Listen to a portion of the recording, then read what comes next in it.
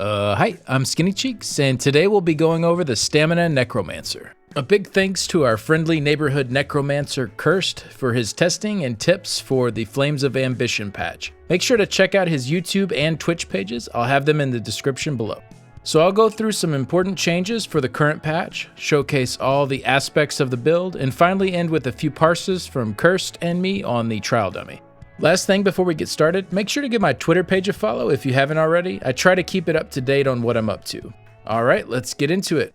So first off, some changes from last patch. I won't go through the weapons rework again in a lot of detail since I've gone through it in just about every video already for this patch, but to summarize, daggers are generally your best bet for dual wield. Maces or mauls are also really good options if you need more penetration, which will vary from group to group depending on the debuffs present. So for trash pulls, for example, you might be better off with the maul on a two-hander than a sword. Swords for dual wield are okay, especially in execute, but don't seem to be worth the loss of crit chance for the first 75% of the fight. And then axes seem like the worst option, as swords will give you more damage even when dealing critical damage. We are also slightly changing our enchantments. With the increase in base stats and the reworked champion point system that benefits both magical and stamina based attacks evenly, running a poison plus a flame enchant on our back bar seems a little better for single target damage than last patch's way of running a poison plus a weapon damage enchant. Since necros get a nice 15% increase to dot damage, having the burning and the poison status effects both going can be really nice. For the front bar, the craftable poisons still seem like the best option though.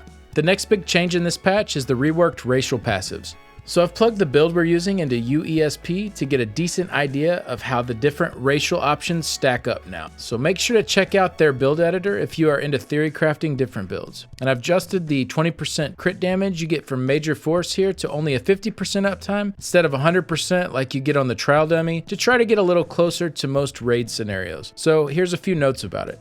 Dark Elf has the highest stats with the Shadow, Khajiit has the highest stats with the Thief. The Khajiit passive boosts enchantment damage as well since enchantments can crit. Khajiit has more health and recovery than Dark Elf, and then the power from the top to the bottom between the top few choices is much smaller than before. Khajiit also passes up Dark Elf in all shown scenarios when you're using Simmering Frenzy. And another key note about that extra recovery from Khajiit is Curse was able to sustain a parse on the trial dummy with a non-recovery green food, which gave him a tiny bit higher stats. But really you can't go wrong with any of the top 3 options for race, but Khajiit's all-around stats provide for a little more flexibility I think, and probably who I'd go with if I was starting a brand new Necromancer. As far as Thief versus the Shadow, they are really close this patch, and the optimal one for you will probably swap back and forth depending on your specific setup. Thief seems to give a stronger front end of the parse before your Death Knell passive kicks in, so in setups without an execute like the Master's dual wield setup, it seems like Thief is probably the way to go. Just make sure to balance those Gravelord abilities to get as close to 100% crit chance and execute as possible. And if you do have a strong execute like with Vateshran dual wield, you might be better off doing the Shadow and having a slightly weaker front end of the fight. Cursed also mentioned that where the backstabber node for the 15% crit damage can't be slotted, Shadow should be slightly stronger.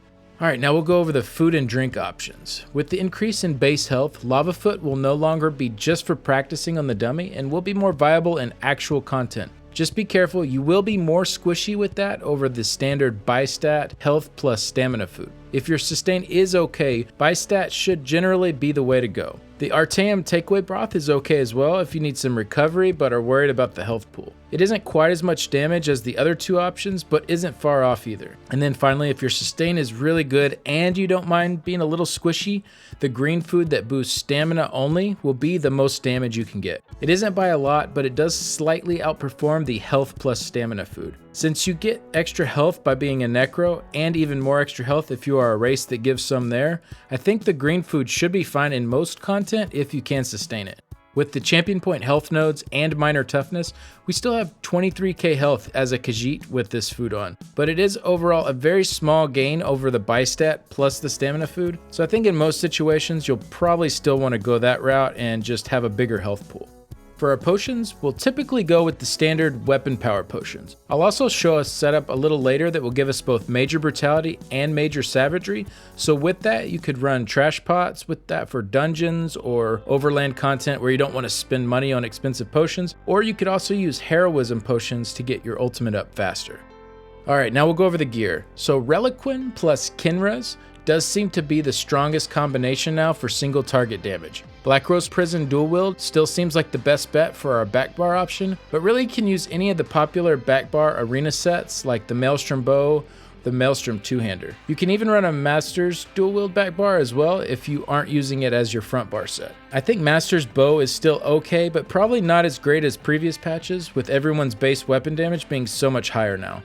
So for the front bar, Kirst got his 107k parse with the Master's Dual Wield and the 104k parse with the Vateshran Dual Wield. It is also possible to still go with the monster set and just front bar the Kinra's set, especially if you're using a mythic item like Ring of the Pale Order. For the monster pieces, you'll want 2 one-piece crits, ideally Slimecraw and Grundwolf, or in scenarios where Zon works and you can get the beam to consistently hold, it is actually pretty decent. Though if I'm in a scenario where I'm using a monster set, I'd probably just go with the crit pieces. Marsalok is really solid as well, but can be difficult to sustain with the bash every 7-second requirement, but in raid scenarios, it can do pretty well on DPS. Doma House is also still a great option on fights where the ring will hit the target, but with the increased to base stats, the 300 weapon damage it gives you is not as great as previous patches. All medium pieces on the gear with stamina enchantments, weapon damage enchantments on the jewelry, poison and flame on the back bar, and then crafted poisons on the front bar. For the traits, divines on the gear,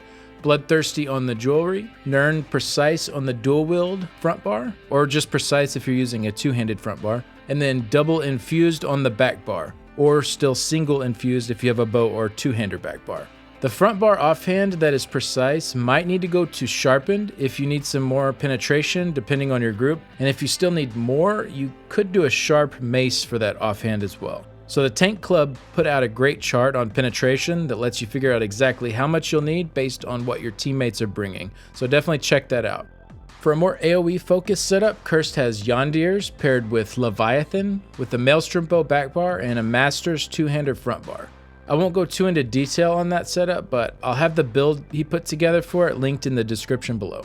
Some other decent options are Vicious Serpent if you need the sustain help, mainly for solo play, Tooth of Locustes if you don't have an outside source of Major Slayer, Zogvin if you're going ranged, and then Berserking Warrior still gives solid results as well. If you don't have some of the trial set options listed, Deadly Strike should also be fairly decent with some more of the dot heavy setups like the one with Master's Dual Wield, but I wouldn't run it with execute heavy setups like with Vateshran Dual Wield. Alright, now I'll go through the skills. For our ultimate, you'll notice we are using the Shooting Star ultimate, which is from the Mages Guild line. If you don't want to use that, you can use Rend from the Dual Wield line, Flawless Dawnbreaker from the Fighters Guild line, or of course if you're on Colossus duty for your group, you'll want to use the Colossus from your Gravelord skill line. Shooting Star does seem to be the highest damage of those options, but it isn't by too much, so if you don't want to go grind out the Mages Guild right away, it's not going to make that big of a difference. But definitely do the Colossus over these if you need that for your group. Alright, so this first setup we'll go over is what Kirst got his 107k parse with the Master's Dual Wield and the BLACKROSE Prison Dual Wield. So on the front bar we have Barbed Trap, Blighted Blast Bones, Rending Slashes, Avid Boneyard, Detonating Siphon, and then for our ultimate, Flawless Dawnbreaker. And then on the back bar we have a Flex Spot, generally will be Detonating Siphon if you don't need anything else, Deadly Cloak, Shadow Silk, Consuming Trap, Skeletal Archer, and then our ultimate Shooting Star. So a few notes about this. Boneyard can be replaced with Mystic Orb or Venom Skull in a raid. Shooting Star can also be replaced with Pestilent Colossus if you are on Colossus duty, like we mentioned earlier. When you're setting up your Gravelord skills, try to get as close to 100% crit chance and execute on your front bar as possible. One thing to note about this setup, sustain with it is insanely good. So having Boneyard or Orb if you're using that, plus Consuming Trap, plus your Detonating Siphon, none of those cost stamina. So if you'll look here, Kirst actually was able to use green food on the trial dummy as a Khajiit, and this green line here is his stamina bar. You can see he barely dipped at all, and that's without a recovery food. So this setup has really good sustain. All right, then this next setup is for the Vateshran dual wield on the front bar, where Cursed got his 104.5k parse. So pretty much the same. You'll notice we switched Barbed Trap with Skeletal Archer, and then since we lost that Gravelord ability off the front bar with Boneyard, and then Shrouded Daggers fills in that spot that Boneyard was in. But everything else is still in the same spot. If you like the other setup a little bit better, you can just run the Colossus ultimate on your front bar to get that Gravelord passive, and then swap Archer and Barbed Trap back to how they were on the other setup. So this next setup is one I put together for the Masters plus BLACKROSE dual wield, and I got my 102.1k parse with. It is a little bit easier setup, so you have a few less abilities to keep up with. So we are using Camo Hunter, Blighted Blastbones, Skeletal Archer, Rending Slashes, Detonating Siphon, and Flawless Dawnbreaker. Then on the back bar, Camo Hunter, Deadly Cloak, Consuming Trap, Barbed Trap, Detonating Siphon, and then our ultimate Shooting Star. So a few notes about this setup: if you're using Heroism or Trash Pots, you will need that Camo Hunter double barred like that, but if you're using the traditional weapon power pots, those are flex spots. So you could move Barbed Trap to your front bar there and have a little less bar swapping involved. If you are using the Heroism or Trash Pots though, you will need a tank using Igneous Weapons with this setup to get your Major Brutality. And then our other two notes here are the same as before. And then finally, for the easier Vateshran plus BLACKROSE setup, pretty much the same as before again, except we have Shrouded Daggers on the front bar in place of Rending, and then I put Rending on the back bar in place of Consuming. And then all the notes about this are the same, except key thing here, Shrouded Daggers does give you Major Brutality, so with Camo Hunter double barred and using Shrouded Daggers, you really don't need the weapon powered pots. But you can do, like I was mentioning in the last setup, you can move Barbed Trap to your front bar there for a little bit less bar swapping, and then you would need weapon power pots in that case. This is an interesting way to set up though, to use Heroism pots if you wanted to get your ultimate up a little bit quicker, or if you just want to use trash pots for dungeon or overland content. And then again, the last two notes here are the same as before. All right, now we'll go through the rotations. The first one we'll go over here is the Masters plus BLACKROSE Advanced rotation that Cursed got his 107k parse with. So he'll pre-buff with the Archer, and then bar swap, and then Blast Bones, and then Barbed Trap, and then bar swap, and start his light attack weaving with Deadly Cloak, and then Spiders, and then bar swap, and then Detonating Siphon, Blast Bones, bar swap, Consuming Trap, Ultimate, bar swap, then Blast Bones, Rending Slashes, Avid Boneyard, and then Blast Bones. And then from here on, this is where we'll keep the rotation pretty much the same for the rest of the fight. So these first 5 skills cast will be the static portion. So we have Deadly Cloak, Spiders, Detonating Siphon, Blast Bones, and then Consuming Trap. And then this next section, the Blast Bones here will be static, but then the 3 X's here, those are the part that's going to be dynamic in the rotation. So that X could be your Ultimate, your Archer, your Trap, Rending Slashes, or your Avid Boneyard. And that is the priority order to cast them. If you see that multiple will be running out at the same time, you'll want to cast them in that priority order. So a few notes about the rotation. Avid Boneyard is nice for solo or for parsing, since you do get to take advantage of that self-synergy that it gives. But in some content, you might find you get better results with either Mystic Orb or Venom Skull in that slot. And then another note from Cursed here. Although the 3 choices of 4 to 5 skills may seem daunting, the priorities allow the skills to line up fairly predictably, so the rotation becomes a very long static rotation with very minor choices involved. And as I mentioned earlier, sustain is insanely good with this setup, with 3 skills not costing stamina. Okay, this next rotation will be Cursed's Advanced rotation for the Vateshran dual wield. So you'll notice right off, this is mostly the same as before. The opening is slightly different since Archer is now on our front bar, but overall the idea of the rotation is still the same, but instead of Boneyard here or Mystic Orb or Skull, we have Shrouded Daggers in its place. So one thing that will change when using this rotation is our execute. So Shrouded Daggers ramps up in damage with Vateshran dual wield and passes up other abilities at the following percentages. So we'll drop Blast Bones at about 40%, we'll drop Spiders at about 33%, and then Rending and Consuming Trap we can drop about 30%. So we'll want to try to keep our siphon up with the corpse from our archer. And if you can't do that though, you'll have to continue your blast bones every like 10 to 12 seconds to make sure you can keep your siphon up. The archer and the siphon are worth continuing all the way throughout execute.